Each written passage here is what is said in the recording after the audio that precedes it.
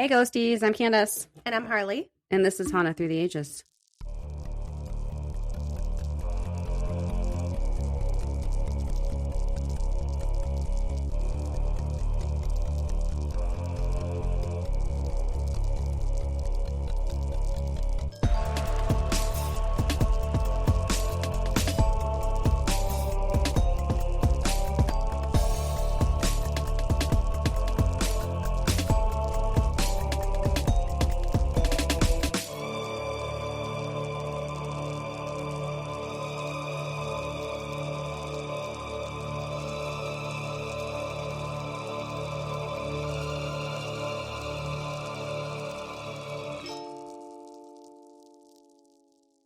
What did you screw up? I said this is Candace. I don't like saying it like that.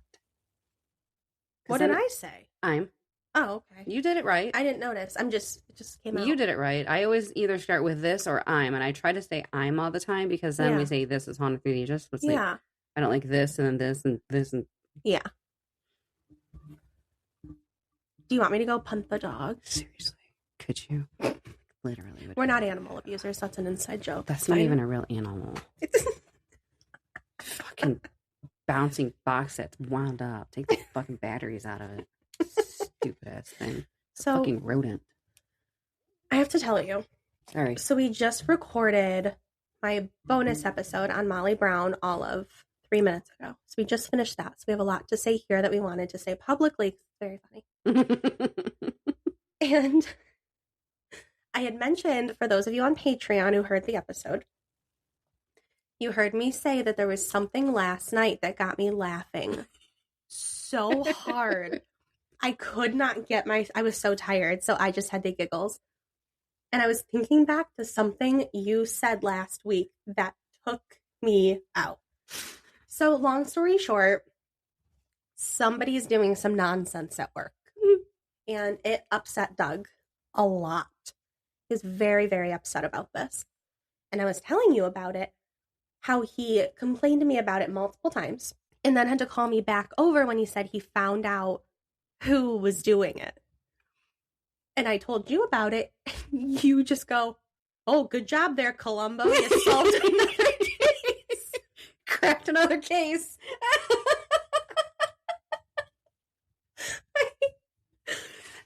I was reading a book last night and it said detective. As soon as I saw detective, I just thought Columbo. And you saying, oh, good job there, Columbo. You cracked another case. I just kept playing it over and over in my head because you said it so seriously. And I was dying. I could not stop and get myself together. Pretty much took me out of the book at that point. I'm like, well, I guess that's it for tonight. Because I'm gone. Couldn't reel it back in. I couldn't. Oh my gosh, it was so funny. Doug still doesn't even know about that, so I have to tell him that when I see him tomorrow. Oh, that was fun. It's funny. Yeah, we never actually said anything to it. No, we just laughed and moved on because the rest of our day got a little out of hand. So, those of you who were in the Patreon episode know we talked about how Candace is such a guinea pig and just, I say jump, she says how high. I can get her to do literally anything. We were talking about how I made you lay on the stairs and look dead. She didn't question it. Because I was injured, and let's make it look like I fell down the stairs and died. There's photo evidence of this, by the way. Let's go in the stairwell and let's lay down on the stairs. First of all, I was making it as a joke. Like, wouldn't it be funny if you took a picture of me laying on the stairs? Because she's having a blast taking a picture of me doing all of my shenanigans, like looking out the windows, trying to chase around the fire dudes. There's so much. Standing behind a little display guy, looking at dudes. And there's photo evidence of all of this. I clarified in the episode, like, we talk about this stuff, like, oh, remember that one time 6 years ago? This happened less than a month ago when she was laying on the stairs looking dead. This is all very current. So yesterday, I have this no, this wasn't yesterday. This was a few days ago. I have this ginormous box. Oh, yeah. Sandy, oh no, I was done with Sandy at that point. No, it was you and I. And you said, oh, I could hide in that. And I said, get in the box. I'm always trying to hide in boxes anyway, just because it's like I want to hide and have peace. Yeah. So naturally, I'm like, get in the box. Let's scare the crap out of somebody. Who can we get? Doug. Perfect. So we go through this whole thing. There was a bird inside. There was a bird involved. So at this point, the lights are off. It's already dark in there. I send Sandy to go get Doug. Go get him. Because we couldn't page him back there. Mind you, we paged him the first time because they come back to figure out what to do with the bird. So obviously we can't page him again the second time to come back. And like if he hears my voice again, he's just going to come back swinging. He's just going to ignore. And he just ignores me when I page him. So yeah. So I'm like, Sandy, go actually get him and walk him back here. So we do. I'm folded in half inside this box. I get Candace in the box, and at one point I hear her go, ow. Wait, because you moved the freaking pallet jack. You started shifting me. I'm like, I'm moving. I warned you. I said, I'm going to have to move you and lower you so you don't fall when you jump up. It was very safe. We were fine. We were so safe. It was totally fine. I was inside the box. I'm not going anywhere. So she gets Doug back there, and we're like trying to make conversation with him, like, oh, you need this thing moved over here. Candace isn't jumping out of the box. I was waiting. I was trying to line him up. Like, I was trying to look at him through the corners, like, just trying to see. I wanted to line him up just right where he was at, so, like, he didn't just fall out. He needed to be, like, leaning up against a wall or something. And then he kept moving and shifting, because I could hear his voice moving around. I'm like, I don't even know where I'm at right now. Which way am I pointing? Eventually, out pops Candace going, boo! You know those cakes where people jump out of the top of a cake and sing happy? They wanted me to sing happy birthday. I'm doing good to stand up. I suggested a Maryland performance. I was crouched down for so long. Normally I have to warm myself up to stand up that fast. It scared him. He was so mad. He was so mad. But not mad at us. He said he was more mad at the fact that he didn't think of it first. And I said, well, we learned from the master. And I think he was proud. And there's other people. I'm like, there's other people we can get. So now we're like, we have a list of people like, who can we get? Who? We can do this person. We can do this person. What about this person? I'm like, no, he literally has a heart in a box. We will kill him. Absolutely. And that's what I told him. I said, Chris, you were on the list, but we didn't want to kill you. So. He was like, no, it's fine. It would have just like shocked the box a little bit. It would have kept me going. It's like paddles to the chest. I'm like, dude. I'm like, I am not going to be responsible for manslaughter. I am not scaring that man. Absolutely not. I stressed him out enough in a day. Absolutely not. I'm not trying to kill him. So. But like, what about this person? And now I don't like him enough to even make him laugh a little. So no. We still have a couple victims we're planning on. It's fine. It was so funny. I was dying. Oh my guys. Keep in mind, I just healed up from my fucking popped calf. Climb inside this box, Candace. So I was gonna go in head first, and I'm like, okay, how am I gonna get turned around? Nope, not going in head first. I literally put a freaking beep horn on the back of me. I beeped my big ass into this box and squatted down and folded myself in half. Keep in mind, all it took was me saying, Candace, get in the box. Okay. Here she goes. 1,000% nothing is in it for me. No. I'm not being paid. Mm-hmm. I'm not offered snacks. I just like having fun, and you know what? It sounds like fun, so let's do it. We had so much fun that day. There was so much nonsense happening, and then we also got to tell everyone about what happened the other day when you and I were physically removed from we were physically removed from a situation and denied fun by access. The fun police. Would you like to denied access? Tell that story. Prepare myself. I walks up to Harley like I usually do because I have a story to tell. I don't even remember what I had to say. Like at this point, it doesn't matter. But I had something that I needed to. It was a bitch moment. Like I was complaining about something. Shocker. And I just out of the corner of my eye to my left, I see blue walk through. If you see navy blue. Navy blue is the color of the firefighters. Mm-hmm. So all of them, for some reason, wear the same fucking color. Anyway. It's just their uniform. They come waltzing through, and I saw two, and one had a mustache, and that was what attracted me the most. And I'm like, I'm not attracted to it, but I know Harley, so it was like, there was a mustache. We must go. Got our eyes out for the mustache. We must go. I couldn't see that far down. I have no idea what these two gentlemen look like. It's way too far away for me to even make out. I just knew they were people, and there was a mustache, and they were wearing navy blue. Let's go. Mm-hmm. So she has no idea what we're even doing, and I'm like, she's just like, over there, and she's pointing. Let's go. Who? What? She was like, come on. I'm like, okay. 911. I think that's what I said.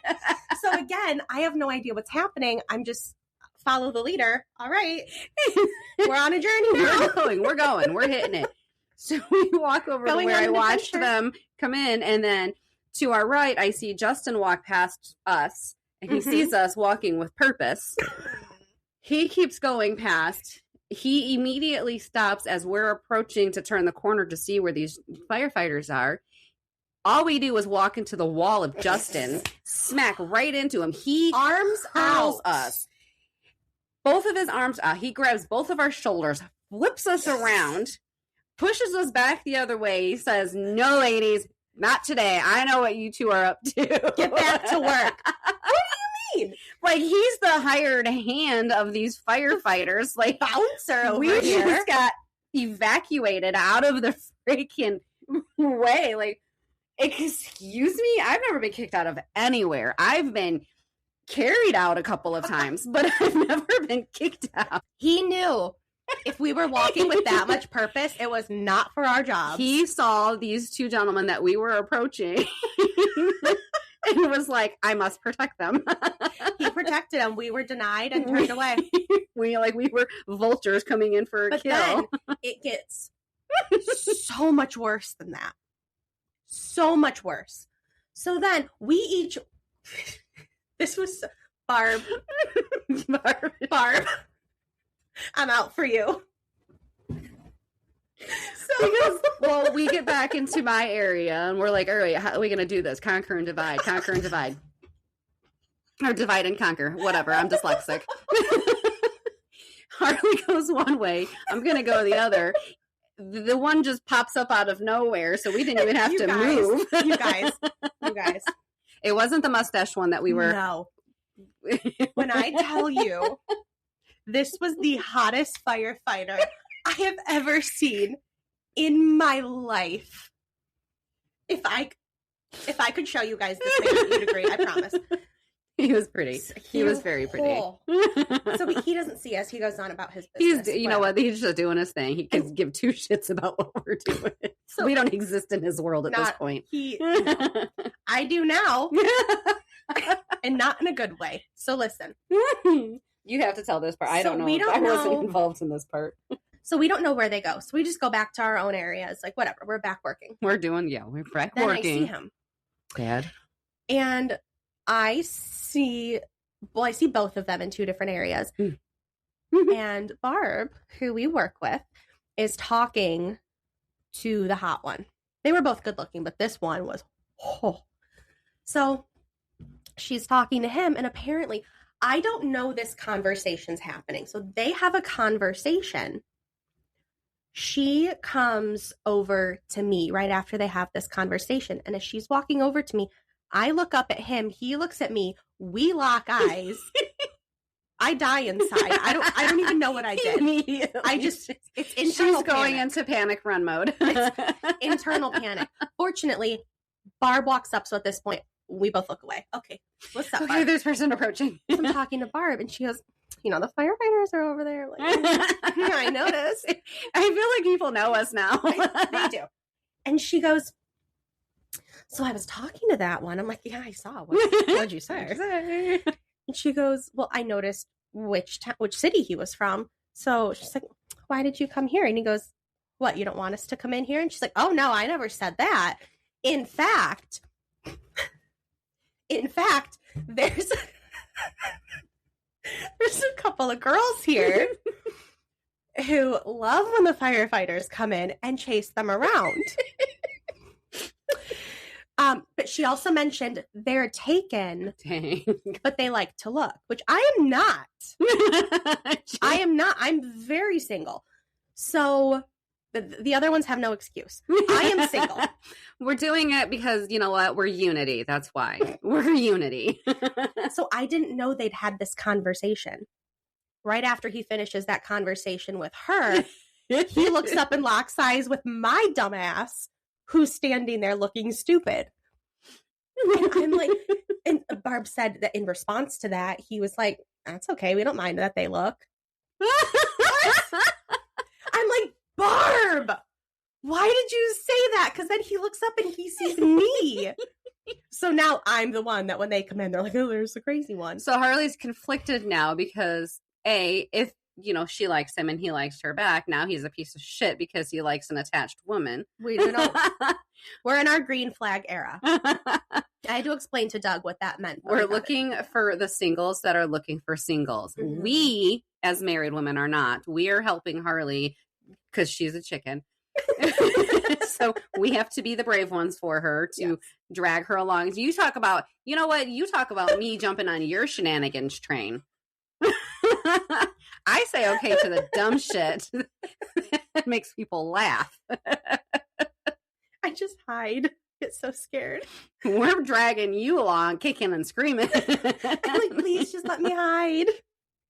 I can't do this. Then I start getting dizzy and I'm like, I'm going to black out. I can't do this. I'm going to pass out on the floor. Let's go. So that's why she's always throwing me under the here, Candace, you do it. Okay.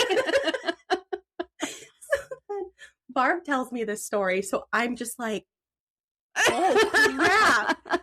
I just looked at that guy. I look back over at him as the other firefighters coming over. They talk for a second, and then Hottie looks back over here. We accidentally lock eyes again. He looks back at me, and then they leave. And I'm just standing there like, what now? What do I do? I'm by myself, so I'm panicking. Oh my gosh. Let me tell you, the fire behind her feet when she ran up to me. Let me just tell you what happened. No. So just working. Funny. I'm just busy. It was so funny. I'm like, well, now I have to hide. Well, then it was funny. What was it? A few days before that, we both saw the same one. And Harley comes trying to find me. I'm standing in a safe space where nobody can see me. I see her searching for me with the panic on her face, like a lost kid in a store. And so I'm just laughing because I'm like, she'll figure it out. It's fine. She's like immediately the calm in her face when she saw me standing there. Do you guys know those videos on Instagram where it shows like my golden retriever best friend or my golden retriever boyfriend? Where it shows the person just like looking with like mean mugging everybody, but then they see the person they're looking for, they just smile. That was me.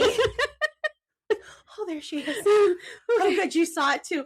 And then yesterday was the one that I was hiding in my area, and I saw him, and you saw him. We see the same one, so we're texting each other because we have no idea where each other is. But we're both looking at the same person. We see the same person. She's like, she's close. I know she's close. She's hiding behind a stack of something.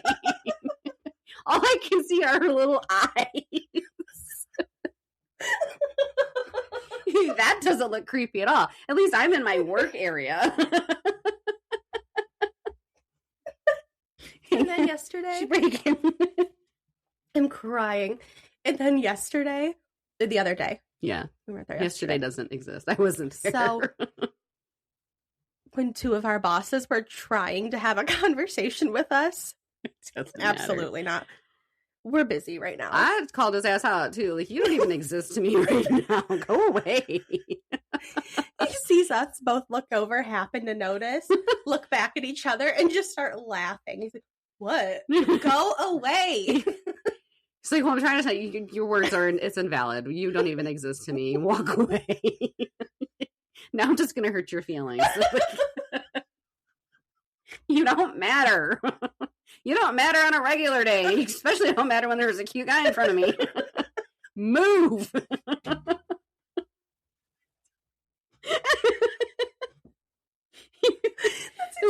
how it happened. The shit that I don't know how I still have a job, the way that I talk to these people. They just think it's funny. Like, it's just being, no, I'm not being funny. I'm being for real. It's being so serious. Get away from us. You are killing my vibe right now. Like, if they see me talking to other dudes, they're going to be like, oh, well, I am involved, but not with these two. It was so funny. We're doing it for Johnny. The things we do just to make each other laugh. It's always a great day. And the fact that Greg was off all week sucked because I had a lot more work to do, but also I didn't feel the pressure of, not being able to have fun. And then the other day, when you chased Doug, when I tell you guys, I literally had to sit on the floor and I was crying. He was talking so much shit to where I couldn't hear, but I knew what he was doing. And through the wall, he kept flipping you off. I knew what he was doing, and I'm just like, I'm not getting. You know what? Fuck this. So he's messing with her. Sandy and I can see both of them on opposite sides of the wall, and he keeps gesturing to her and F you and this and that. She came running around the wall. The way this man I can still run, guys. I don't want to. Nor was I wearing the correct bra for a run, but I was doing it. He just gets this look of panic. He just took off. The hobble that he had. Keep in mind, he's in his 60s. I shouldn't be making him run, but also I'm keeping him alive. I'm keeping him healthy. Let me get his heart racing. And then there was this plastic cage type thing there. He grabbed the side of it. I told him, the way you rounded that pole like a fucking stripper, I was about to tip you out. The fear. He had no idea what was happening. He saw me coming and bolted. And I stopped running because I started laughing. I can't laugh and run. It's one or the other. It's one or the other. I need oxygen for one or the other. So I had to stop chasing him. But I could have been very easily caught him, but I had to stop because I doubled over laughing. The way that he ran. He shouldn't be running. Well, and he had just come hobbling up. And I'm like, he's gonna be hurt. I was like, are you okay? Did you hurt yourself? He goes, no, I sat down for way too long. I'm fine. I stretched him out. He messed with you. He just takes off. He never knows what to expect from me. I can tell you that right now. Just me, Candace, and Sandy involved in this whole thing, and I was laughing so hard. I literally had to sit on the floor, and I was crying, and I couldn't get it together. And I just started thinking, I'm so lucky. Oh, hi, Sonar. I'm so lucky, when people say, oh my gosh, I haven't laughed that hard in so long. I can never say that, because laughing to the point of I can't breathe, I'm gonna pass out, and crying is such a regular basis thing for us. That makes me so happy. Mine's to the point where I have to run to the bathroom because I'm literally peeing on myself. Well, then I told him later on, I'm like, I just want you to know, you broke Harley. He was like, oh my God, what happened? She literally fell to the ground because of you. What did I do? I said, you ran. And she couldn't stand upright anymore. This is days later. And I just keep seeing it. Just wait till tomorrow. We'll be a whole nother conversation about it. This man took off he was in Africa. And there was a cheetah chasing him. It was a life or death situation. If I stop, I die. If I stop, I die. If I stop, I die. I've never seen him move like that. Last time I saw double doors open like that was when I come blazing through the fucking Kool-Aid man.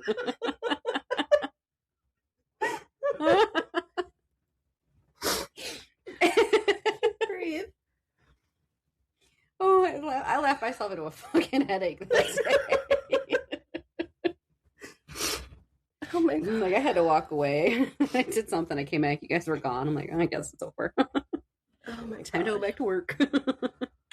Yeah, and then you heard Justin later on that day. He's like, you guys are just entertainment for me now. Well, for entertainment, don't make us go back to work. To make us do something else. Push-ups or something. Because I told him how I said something like, oh, he's so sick of our shit. And he goes, no, honestly, he goes, you guys are so entertaining. Like, I don't even care. Like, I mean, I know I'm going to laugh. He never laughed this much when he had a relationship there. I'm just saying, I'm going to throw that out there. Well, no, when you're allowed to. Now he's allowed to be free. And like, I can see his comfort coming out so much more. Because it was so hard to like him in the very beginning. But now it's like, you know what? I guess you're really not that much of an asshole. You're kind of fun. No. He cracks me up. Like, you can be one of us. He's 100% one of us. Everyone who starts getting in on our shenanigans. Right. So funny. And you know, and I don't care how he works. I don't care what he does for work. I don't care what work he gets done. It doesn't affect me one way or the other because we do not work with each other in each other's areas. But we all have to exist in this building together. So let's make the fun of it. Best of it. Yep. Oh, and we decided we're starting. Oh boy. We're starting a calendar. Oh yeah. Yeah. Do you want to say how that started? With Dave? It was you guys. I wasn't involved in the initial conversation of it, but they wanted to do, like, they're trying to look for the hot firefighters guys calendar. Doug wants to get us one. That's how it started. I wasn't in there for the, he said, have you talked to your sister? And I said, no. He said, I got her on a hunt looking for the firefighters calendars. And I'm like, but they're not the good ones. Can I just say, just because you have abs doesn't mean you're attractive. I'm sorry. Like, I looked at this one calendar. God bless you. You're beautiful. Your body's beautiful. You're a beautiful human being. You're not attractive for me. Your body does not make me attracted to you. Right. That's the least of my concerns. I'm petty. Like, I want a pretty face. I'm very, very vague. Like, I'm not walking around with a dude with his shirt off exposing his body to other women. I want other women to know. Did I say? You said vague. Vain. I'm vain. You meant vain. I meant vain. Okay. Yes. That one I did. Skip ahead. We can. Okay. No, I just. Yes, I meant vague. I mean, I'm vague too, but I meant vain. I'm also very vague, but obviously. I don't think that's what she meant. No, I meant vain. The word was in my brain. I knew exactly what I wanted to say, but you know, the wires get crossed sometimes. Well, in 6 months, I'd hear you complain that I made you. I let you sound stupid. Absolutely, to you. 1,000%. Don't let me sound stupid. Not that I sound any smarter at this point, but. In 6 months, when she listens to this episode again and goes, hey. No, because Sandy calls me out. She was like, I'm like, this bitch is sitting right across from me and didn't correct me. And normally you would edit that shit out. Like, no, that's not what it's supposed to be there. We'll just take that completely out. Now she's like, nah, we're exposing it's the raw. You're getting everything. We're getting minus a lot of the hiccups and burps and stuff. But it's too much damn work. Where I get to the point where like one of us sounds stupid half the time. It is me. And I'm like, what? Then don't listen. I do really good about making myself look dumb. So this is what you get. Sorry. This is the real us. So the calendar. So he says your sister's looking for a calendar and blah, blah, blah. And I'm like, okay, whatever. I don't care. I don't care.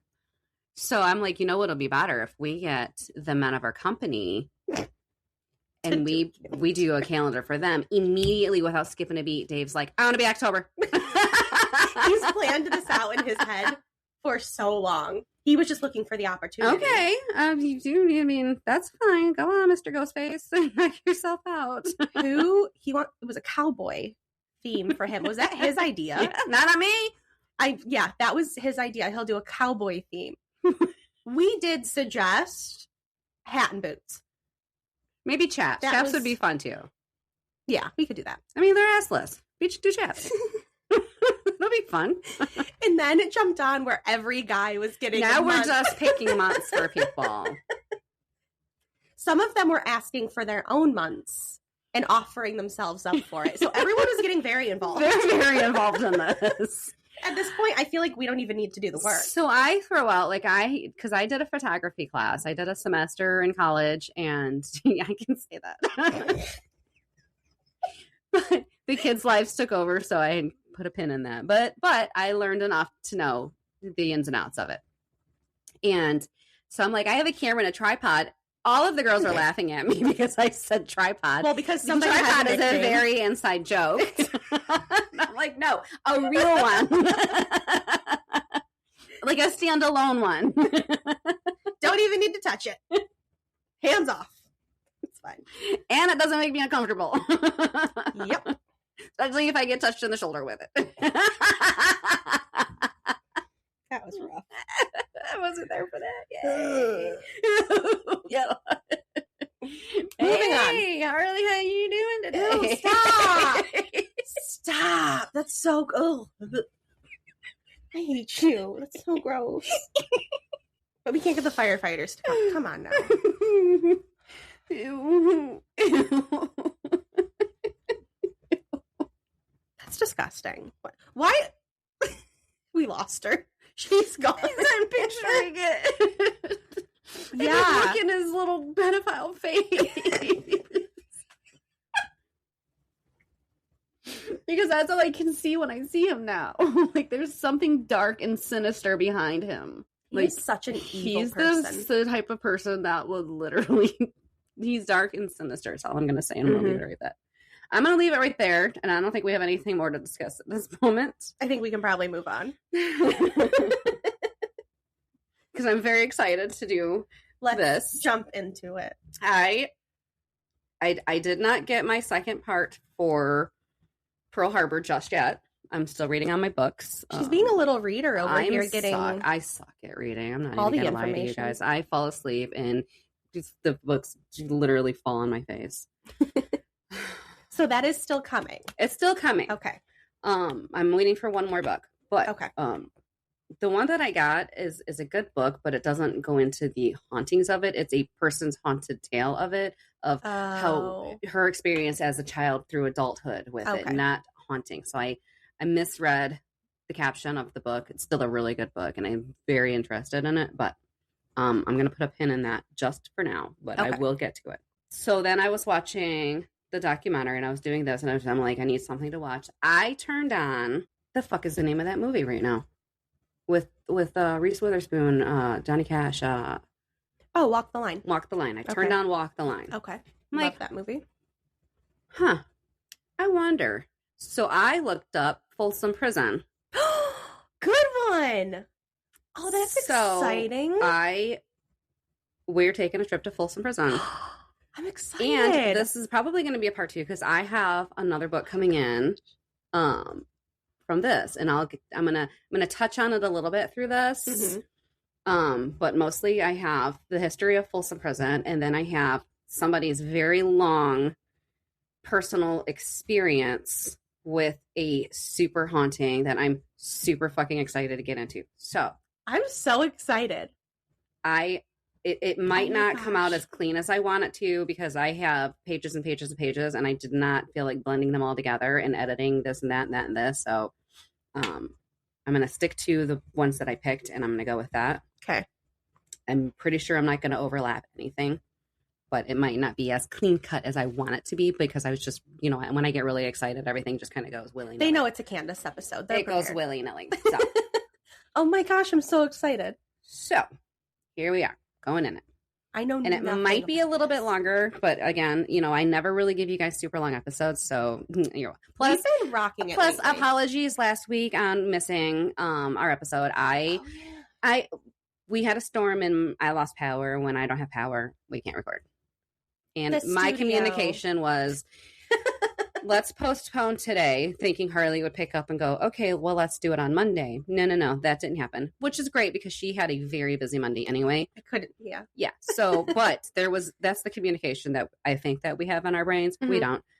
Yeah. It doesn't work that way. So, let's get into it.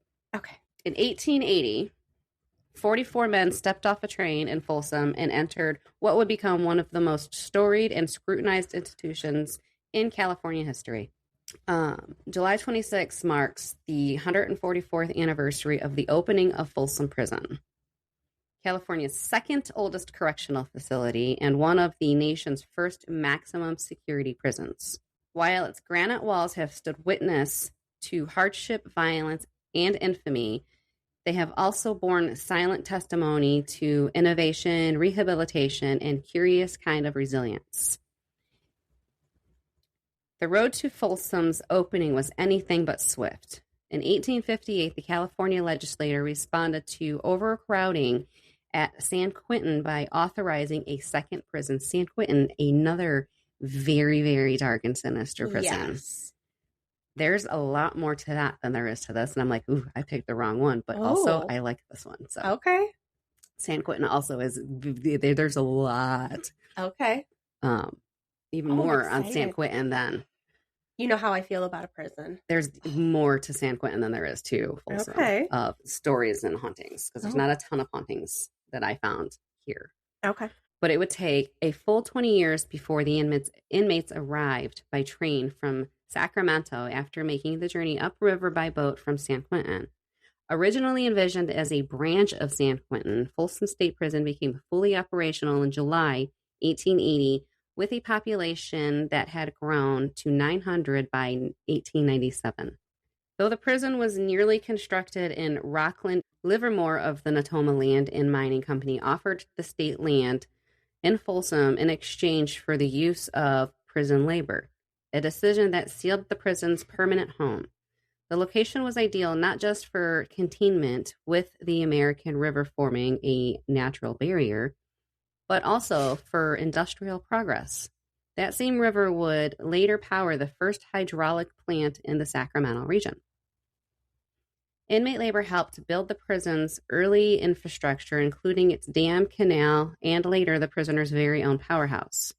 The canal system also became a point of contention in the 1890s as logs floating downriver to power local sawmills. Logging magnate Horatio Gates Livermore envisioned Folsom as a regional industrial hub and sought to use the prison's canal for timber transport. Though prison officials initially resisted adjusting the gates due to power concerns, the sawmill opened in 1896 and could cut up to 75,000 board feet of lumber per day, an electrified industrial marvel of its time. Heavy rains and high river levels eventually forced 3 million feet of logs over the dam, shuttering the mill in 1899. But the impact on Folsom's economy was lasting. No walls, no escape, nothing. When Folsom State Prison opened, it had no towering granite walls. Instead, towers dotted the property, offering clear views of the inmates working outdoors. The cells themselves were encased in thick iron, stacking within another building to prevent access to interior walls. The lacked plumbing or heat and lighting came from oil lamps, a grim setup that reflected the harsh conditions for which Folsom would become known. Each 8 by 7 foot cell featured a solid iron door with a narrow 8-inch by 2-inch viewing slot and 6 drilled ventilation holes. There were no toilets, no running water, and very little comfort. Escape attempts began almost immediately. Critics pushed for permanent barriers. It wasn't until 1909 that the construction began on now iconic granite walls completed in 1923. Yeah, so they have no walls thinking, these prisoners aren't going to go, it's good behavior. That's why they're here, for good behavior. They're also in prison. On good behavior. Remember that. If they were on their best behavior, they're not going to be in prison. Let's give them the freedom of no walls. We're surrounded by water. What's the worst that could happen? Okay. So even before that, the facility had earned its nickname as the end of the line, reserved for habitual criminals and those serving long sentences. That same year, the prison purchased a steam locomotive, Southern Pacific engine number 2083 for $4,850 to support transport and quarry operations, a testament to the prison's self-contained industrial scale. Despite its austere reputation, Folsom was no stranger to innovation. By 1893, it became the first prison in the United States to have electric lights. Yay. a feature that came from its own power generation efforts. That same year, the prison launched an ice plant that would become the first of many industries to operate behind its walls. So successful was the venture that the state legislature founded expansion, linking the prison's ice with the rise of California's fruit shipping industry. The prison's powerhouse, completed in 1891, became the hub of industry. Logs from upriver were funneled down the canal system to power sawmills, a prison-run rock crushing plant. I'm a kindergartner trying to read. A prison-run rock crushing plant also opened in 1895, supplying building material throughout the region. In 1930, another lasting industry began, the license plate manufacturing. Of course. Well, put these fuckers to work. The California Prisons Authority's factory at Folsom produces every license plate for the state, with approximately 50,000 plates made daily, a legacy that continues to this day. Wow. So I think I asked Matt, like, I remember in the Crybaby with Johnny Depp, and when he got locked up, all they did was make license plates. I'm like, I thought that's what all prisons did. They just made license plates. He was like, no, they do other things. Like, the one, they have ice, they do they're doing other work. They're not just making plates. I'm like, oh. Well, I was given the wrong impression. Well, they lied. Bastards. Perhaps the most transformative figure in early history of Folsom Prison was Warden Charles Ull. Appointed in 1887, Ull brought structure and humanity to an otherwise unrelented institution. Though known for strict discipline, Ull also introduced recreation programs for inmates, including baseball games that became weekend traditions.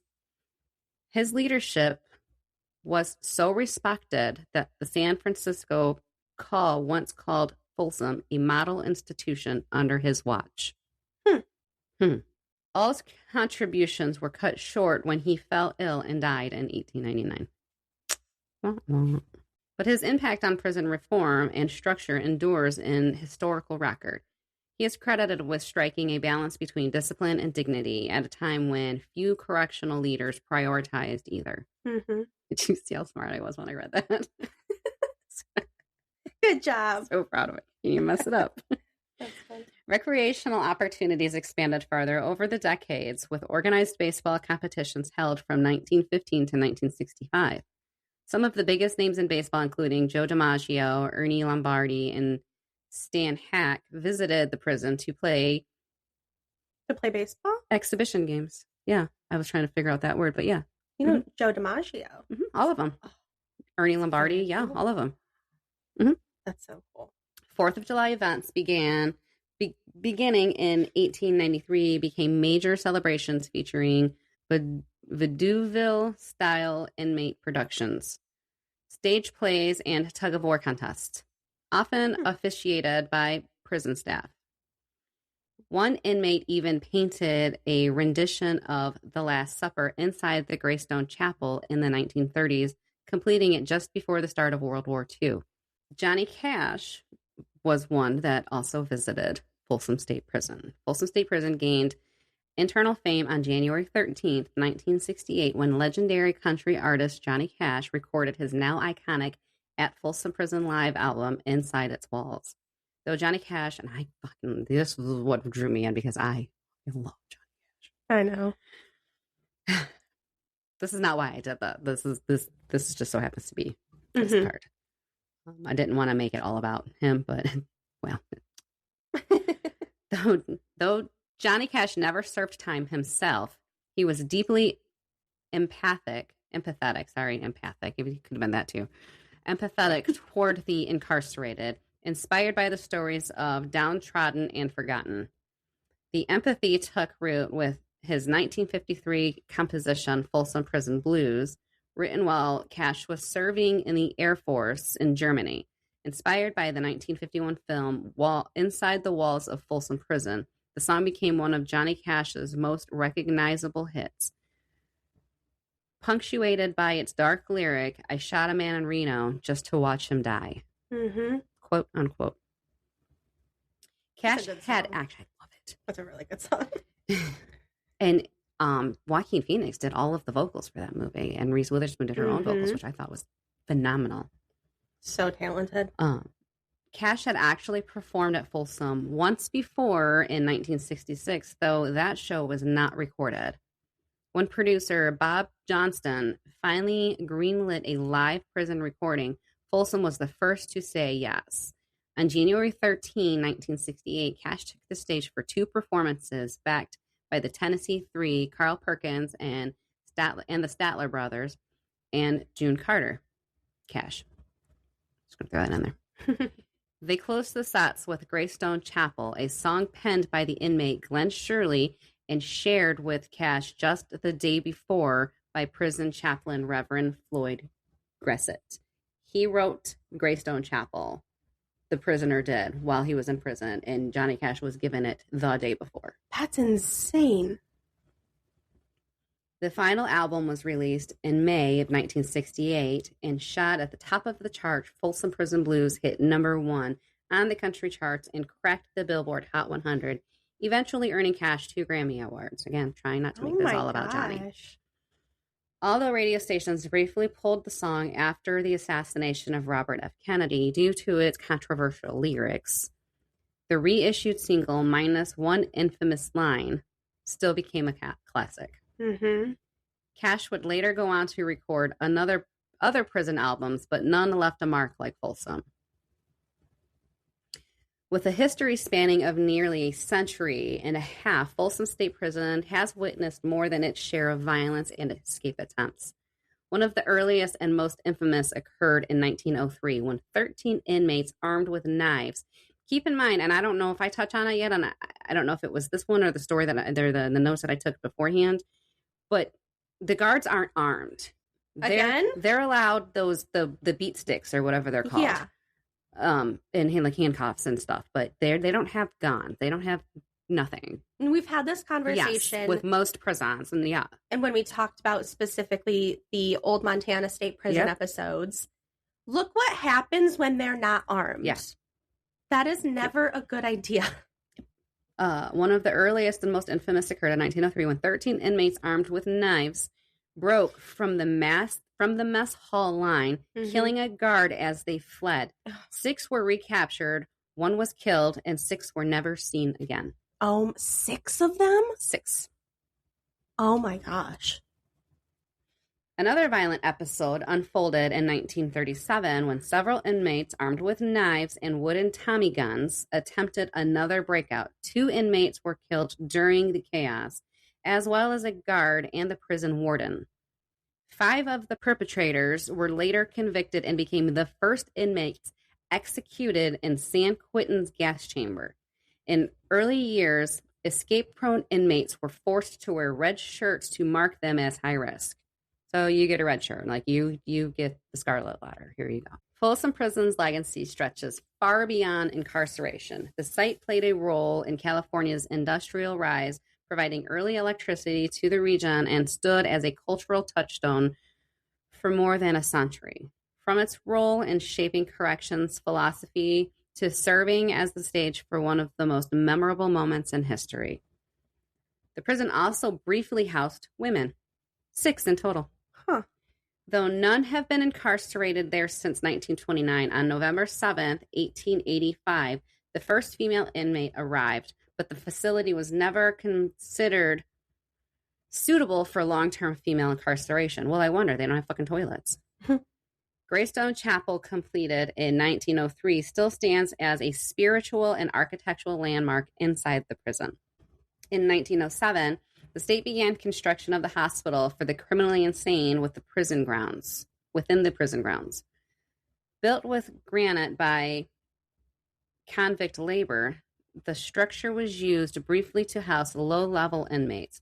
Though the facility was never completed as intended, it stood for decades before being demolished in the 1950s. Good job. Offering, I don't know how I threw an R in there. It's our numbers. In the 50s. in the 50s. Somewhere in there. offering a reminder, because I get to rolling so fast, I can't wait for the next word. Offering a reminder of the evolving and sometimes abandoned ideas in criminal justice. Today, Folsom State Prison primarily houses medium security inmates and offers educational and vocational programs through Greystone Adult School. A minimum security facility operates just outside its main perimeter, continuing the tradition of structure, rehabilitation, and training. Folsom State Prison has come a long way since its early days as a prison without walls. It has grown from a site of harsh confinement into a symbol of reform, innovation, and history. Still active, still relevant, and still looming large over the American imagination. As it enters its 145th, probably 147th now, I don't know, I didn't do the math, year, Folsom Prison remains both a landmark and a reminder of how far the state has come in its criminal justice journey and how much of the story was carved right here in the granite of Folsom Prison. Now, when I tell you the amount of celebrities that have spent time in Folsom Prison. As prisoners? As prisoners. Really? And this more and more kept popping up, and I this is the list that I came to. Okay. Rick James. Okay. Suge Knight, shocker. Okay. Owner of Death Row Records. Mm-hmm. Charles Manson, murderer, conspirator. Okay. Eric Mendez, convicted with his brother Lyle of murdering his parents. Yep. One of the Menendez brothers. Shorty Ross. Oh, I think both of them. Well, it just says they one. Both did? Convicted with his brother Lyle. So maybe one spent time here, the other one was somewhere else. They usually separate people. Shorty Rossi, star of the Animal Planet show Pit Boss. Oh, okay. I didn't know that name. Danny Trejo. Yeah. Actor. If you guys have never heard, like, for people my generation, you'll remember him from, like, Spy Kids as the uncle. Yes. If you listen to the gang life he lived before becoming an actor, it is insane. That man has a history, which is so cool. Not cool in a good way, but, like, interesting.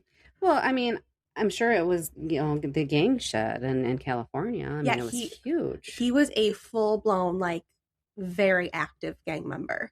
Like, he did some bad shit. And I think they ended up hiring him because he had gotten out of prison and he was so broke. And somebody saw him literally near a movie set and they're like, hey, you're perfect for this guy. Like, an extra we need. Can you come over here and do this? We'll give you some money and feed you. He's like, okay. And that's how he started, like, his career, which is insane. Because he's like, yeah, I look like such a gang member because I am. So crazy. Yeah. Edmund Kemper. He's a serial killer. Okay. Yeah. I mean, I know you love your serial killers. Mm-hmm. Edward Bunker, a noted crime fiction author who wrote No Beast So Fierce and Dog Eat Dog. Crime fiction. I don't think it was fiction. Oh, boy. Timothy Leary, the famous countercultural psychologist and writer, spent time in solitary confinement at Folsom. Federal drug sentence. Shocker. Sonny Barger. These are names I don't really know, but he was the founding member of the Oakland Hells Angels chapter. Oh, okay. And Glenn Shirley, country musician. He found his fame while the inmate at Folsom. Okay. He wrote the song Greystone Chapel. Okay. And so many more. That's just a short list of the celebrities that I was finding. I'm not going to keep going on about that because what I have to read next is quite long. Mm-hmm. So I found on a YouTube documentary personal experiences of a haunt inside Folsom Prison. Okay. And it starts with, if I told you that the unmistakable voice of Johnny Cash still reverberates through the concrete corridors of Folsom State Prison decades after his death, this is not folklore or legend, but chilling phenomenon documented by multiple prison staff members and visitors who have witnessed something extraordinary within the walls based on eyewitness testimonies and historical records. The man in black appears to have unfinished business at the place where he delivered his most legendary performance. January 13th, 1968, Johnny Cash walked through Folsom Prison steel gates carrying his guitar in an unprecedented vision. No major artist had recorded a live album inside a maximum security prison before. Columbia Records executives were skeptical, but Cash insisted he had performed for inmates before in San Quentin and other facilities, witnessing how music could penetrate the hardened exterior of men who had lost everything. The prison's dining hall, a cavern, a space with terrible acoustics and a harsh lighting, would become the stage for which many considered the greatest live album in country music. The performance was electric, dangerous, and raw. 2 shows were recorded that day before audiences of approximately 1,000 inmates. Cash opened with Folsom Prison Blues, the song that he had written 14 years earlier, inspired by the film Inside the Walls of Folsom Prison.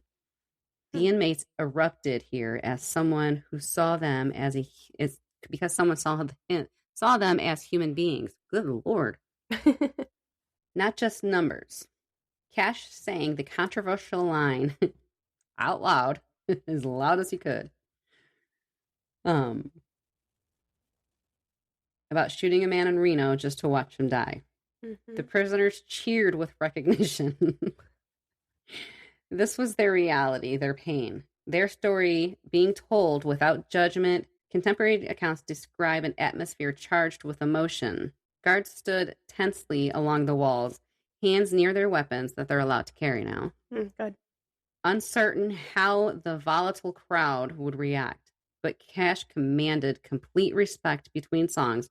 He spoke directly to the inmates, acknowledging their humanity, making jokes that showed he understood their world. The performance lasted approximately 45 minutes, but its impact would resonate for decades at Folsom.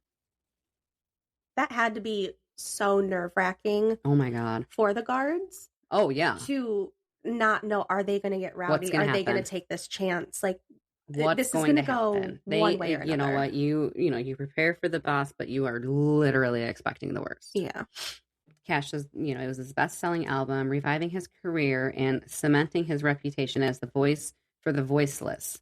What no one could have anticipated was how deeply his spirit would imprint itself upon the place, the intensity of the emotion that day, the connection forged between performer and audience. The raw authenticity of that moment seemed to create something permanent within Folsom's walls, according to prison records and staff testimonies. Over the subsequent decades, Johnny Cash never fully left Folsom Prison. For the first documented supernatural occurrence happened in October 1997, nearly 30 years after Cash's legendary performance. Michael Patterson, a correctional officer with 15 years of experience at Folsom, was conducting a routine security check of the prison's dining facility at approximately 2 o'clock in the morning. The massive hall stood empty, chairs stacked on the tables, fluorescent lights casting harsh shadows across the concrete floor. Patterson later testified that an official incident report that he heard distinct sounds of guitar music echoing through the space. According to Patterson, the acoustics were remarkably clear, not the muffled quality of a distant radio or television. The music was coming from inside the dining hall itself. He stated in his report, I recognized immediately Folsom Prison Blues. I've heard that song 1,000 times, but this was different. It sounded like it was being performed live right here in the room. The temperature in the hall had dropped noticeably. Patterson reported despite the heating system functioning normally, he described feeling an overwhelming sense of being watched. Though the security cameras showed no one else present, the phenomenon lasted approximately 3 minutes before fading completely. That's a long time. He wanted to be seen. Patterson, known among staff as pragmatic and level-headed, struggled to explain what he had experienced. He conducted a thorough search of the area, checking for any possible audio equipment. Inmates out of their cells. Nothing could count for the music. What made Patterson's account particularly credible was his reluctance to report it officially, only after similar experiences were documented by other staff members did he come forward. The incident was logged in prison records, though administrators initially dismissed it as auditory hallucination or a prank. However, the pattern had begun in March 2003. The paranormal activity at Folsom intensified dramatically. Linda Morrison, the prison's education coordinator, and 2 volunteer music instructors were working late into the dining facility, which had been converted for use as multi-purpose space during evening hours. According to Morrison's detailed written testimony collected by prison administration after multiple staff complaints, the 3 women experienced something that defied rational explanation. Morrison described the evening as ordinary until approximately 9:15. The group was organizing sheet music and folding chairs when the lights in the dining hall began to flicker. It wasn't random electrical issues. Morrison testified the lights were pulsing in a pattern almost like a rhythm. Then we heard it, that voice, deep, unstable singing. Folsom Prison Blues. All 3 women heard the performance simultaneously, eliminating any possibility of individual hallucination. The voice seemed to eliminate from the exact spot where Johnny Cash had performed 35 years earlier. The music instructors, both trained musicians, noted that the vocal quality and guitar style were distinctly Cash's. One instructor, Sarah Chen, had studied Cash's music extensively, even vocal inflection. Every guitar lick was authentic. Wow. Jen stated in her interview with prison investigators, but the encounter escalated beyond mirror sounds. Morrison reported seeing a shadowy figure standing in the center of the dining hall floor. The figure was a man's size, holding what happened to be a guitar, though the details remained distinct. It wasn't fully performed, Morrison explained, more like a shadow that had depth and presence.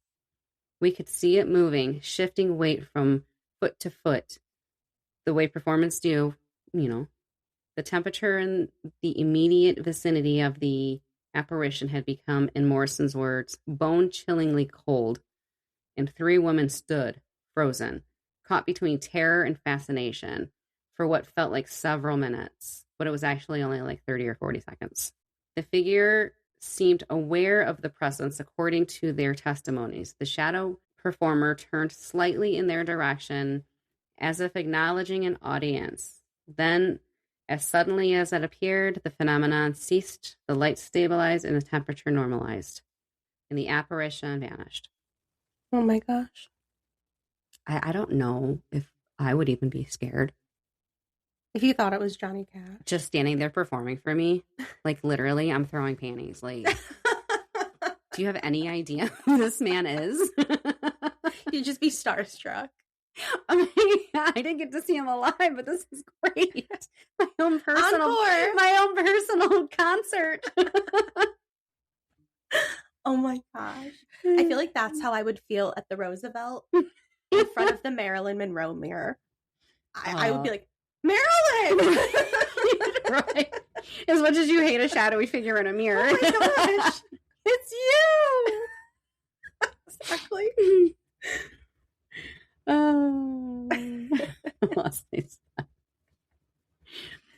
The incident was formally investigated by prison administration due to the credibility of the witnesses and the potential security implications. Dude, he doesn't need he's getting in and getting out. He's fine. It's fine. he might dropped in. He might need it with you involved. No, seriously, he needs security. Where's Justin? The dining facility was subsequently fitted with additional lighting and new security cameras because that'll catch it. Interestingly, over the following years, these cameras would occasionally capture inexplicable audio anomalies during the recordings, brief snippet of what sounded like country music always occurring late at night when the facility was empty. The most compelling and detailed supernatural encounter occurred in January 2008.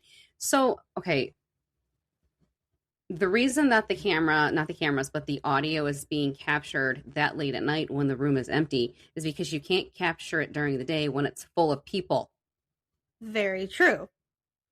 Duh. I just cracked that case. Nice work, Columbo. I got it. Don't you worry, guys. I got you. So smart. January 2008, exactly 40 years after Johnny Cash's historic performance, Robert Cavanaugh, a documentary filmmaker who had received special permission to film inside Folsom Prison, for a project about Cash's legacy, experienced what he describes as the most profound moment of his career and his life. Cavanaugh had spent the day conducting interviews with elderly inmates who had been present at the original 1968 performance as the evening fell. He received permission to film B-roll footage in the dining facility with his small crew of 3, a camera operator, sound technician, and production assistant, according to Cavanaugh's written account, provided to both prison officials and later published in paranormal research journals. What happened that night permanently changed his understanding of reality. The crew was setting up the equipment around 8 o'clock in the evening, positioning lights to capture a stark atmosphere of the space. Cavanaugh stood in the center of the room, attempting to visualize how Cash might have stood 40 years earlier. The sound technician, Marcus Webb, was conducting audio tests when his equipment began registering sounds that shouldn't exist. The levels were going crazy. Webb later testified, "We were picking up vocals and guitar, but there was no source. Nothing was playing. We checked every piece of equipment 3 times. Then Kavanaugh reported the room's atmosphere fundamentally shifted." I bet somebody hooked up to their Bluetooth. You know what? It happens. It does happen. It happens. Excuse me. Turns out it's not paranormal. It was super creepy, though. Fucking assholes. Yeah. But the air never changed here. It was just somebody, tapping in, making us listen to music we don't listen to. Rude. I mean, play something good at least. Seriously. We could have had a good time. Mm-hmm. The air became heavy, difficult to breathe, as if oxygen had been partially displaced. The temperature plummeted so dramatically that their breath became visible, and in the suddenly frigid air. Good job. It literally suddenly. Yeah, I did that on purpose to myself. The frigid air, we're talking about a drop of at least 30 degrees, maybe 10 seconds. Oh, absolutely not. Kavanaugh stated that it's not physically possible through normal means for normal means. What occurred next was witnessed by all 4 crew members, captured partially on their cameras before the equipment malfunctioned. A figure materialized approximately 15 feet away from where Kavanaugh stood, not a vague shadow or underclear shape, but a distinctively recognizable human form. The apparition appeared as Johnny Cash in his prime, dressed entirely in black, holding an acoustic guitar. The figure was not completely solid. Kavanaugh described it as a translucent, like looking through heavily tinted glass. But the features were unstatable. I don't even know what that word means. That doesn't make sense. It's fine. I'm going to say remarkable. It was remarkable. Sounds like it. Yeah. The manifestation was performing Folsom Prison blues. Kavanaugh could hear the music clearly now, not through any equipment, but acoustically present in the room. The voice carried Cash's charismatic. Yes. It's all right, guys. We're going to get there. No, characteristic. Oh, okay. Voice carried Cash's characteristic deep resonance. Oh, okay. The guitar work matched his style. The print is very small. I'm sorry. I usually read on a bigger print. This print is very small. So that's okay. If I'm stumbling, I'm like a bobblehead over here trying to find a sweet spot in my glasses. And I can't pick it up either. We're going to make it. We're going to get there. hopefully, and 6% of battery life here. Excuse me, struggling more reading on her phone. Oh my gosh, you have no idea. I've got my laptop too. The production assistant, Emily Martinez, stood closest to the apparition. She reported feeling an overwhelming wave of emotion, sadness, defiance, hope, and determination, all mixed together. It was like the feelings were being projected, Martinez testified. I started crying without knowing why. It wasn't scary anymore. It felt important, like we were witnessing something sacred. The performance continued for approximately 90 seconds. Then the figure seemed to turn directly toward Kavanaugh, making deliberate eye contact. Vanna described the eyes impossibly deep, carrying decades of pain and compassion. The apparition appeared to nod slightly, a gesture of acknowledgement or perhaps approval, and then it simply faded away like smoke dissipating in a breeze. The temperature returned to normal within seconds, and the oppressive atmosphere lifted. The crew's video equipment had captured only fragments, strange light, anomalies, unexplained audio spikes, and a brief few seconds of what appears to be translucent figure. Through the image quality is too poor for definitive identification. The sound recording, however, contained nearly 30 seconds of clear guitar music and vocals before the equipment failed. Audio forensics and experts who later examined the recording could not identify any source for the sounds or explain how they appeared in the recording. Kavanaugh completed his documentary, which included discussion of the paranormal encounter. Prison officials, while not officially endorsing the supernatural interpretation, acknowledged that something unusual had occurred. The incident report filed that night. Yeah. And we don't really think anything happened, but it might have. Like, we're okay. The incident report filed that night remains in prison records, signed by all 4 witnesses and supervising correctional officers who responded to their emergency call in recent years. Folsom State Prison had quietly acknowledged its unusual reputation. Staff members, when speaking off the record, report ongoing paranormal phenomena concentrated in and around the dining facility where Cash performed. Night shift officers regularly report hearing distant music, particularly on January 13th, the anniversary of the original performance. The sounds are never loud enough to pinpoint definitively, but they occur with such regularity that some officers have incorporated checking for cash effect in their routine patrols prison during the tour guides. Like they're trying to see it too. Like we're gonna check. Maybe I'll get lucky. But for it to go on for 90 seconds, that's enough time to see it and actually process what is happening in front of you. That's insane. Moore, a senior tour guide since 2015, maintains a private log of these encounters at least once a month. Someone mentions hearing music in the dining area. Moore states describe the feeling of sudden emotion or sensing a presence. Most don't know about the ghost stories when they report these experiences. Modern paranormal investigation teams have requested permission to study the phenomena, though prison regulations limit such access. However, in 2018, a team of acoustic engineers... No. Screens are going dark all around me. From the University of California were permitted to conduct sound studies in the dining facility as a part of historical architecture project. Their report noted unexplained audio anomalies recording on multiple occasions, including what their analysis described as vocal and guitar sounds, consistent with the 1960s era country music performance.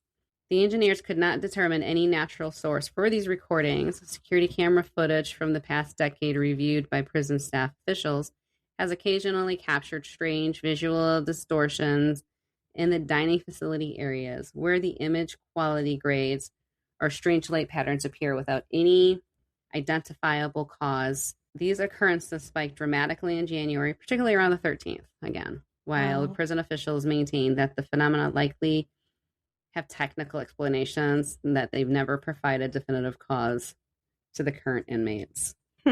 Thomas Garrett, who attended the original concert as a young inmate, looks like Johnny Cash kept his word What keeps Johnny Cash's presence bound to the Folsom Prison? Perhaps the answer lies in the extraordinary connection forged that January day in 1968, the moment when the music transcended walls and transformed a place of punishment into a space of shared humanity. Cash gave those forgotten men something precious, recognition of their own worth as human beings. That gift may create a bond too powerful for death itself to serve. The paranormal activity at Folsom Prison suggests that places can retain emotional imprints and moments of profound significance. Might echo through the Times performance represented more than entertainment. It was an act of radical empathy and refusal to look away from those society had condemned. If consciousness can persist beyond death, perhaps it returns to places where it experiences the most meaningful purpose. The next time you hear Folsom Prison Blues, remember that somewhere in California, within the walls of stone and iron, that performance might still be happening. Some songs, it seems, are too powerful to ever truly end. The rest is just kind of hodgepodge of nothings. But we're going to continue. But with what? Oh, wait. So I'm on the next episode. It's going to be so fun because I've already started writing it. So I already have a part 2 coming, and it's going to be too long to even. We're going to continue with Folsom Prison, where I am going to dive into Folsom's 93. The 93 men that were hanged. Okay. The only 93 men that have ever been hung in Folsom Prison. Okay. And the stories of them. The lives, the crimes of Folsom Prison's executed men. Ooh. Before, because they didn't have the gas chamber. They had to send them to San Quentin for the gas chamber. Okay. All they had was, and that's the book that's coming in. So, and we're going to learn like what they did. Because it's, so that's why I wanted to order the book, because what I have right here is just like, I'm just gonna let it die. What I have right here is basically Cliff's Notes of it. So it's like the a very surface level. Yeah, like the introduction of the people, not what they did, not the lives being told, but they are still spirits that are haunting this place of these men and in their prison cage that they were in. I find that so fascinating. Yeah. I was just telling Sandy the other day, I have a friend whose husband is a cop and does a lot of like undercover stuff. And I'm like hearing these stories, and I was telling her, I'm like, I absolutely love it. Tell me everything. Right. Because especially when it comes to like crimes and stuff, I'm like, I am so nosy. I'm the person outside vacuuming the road. And I'm like, what do you do?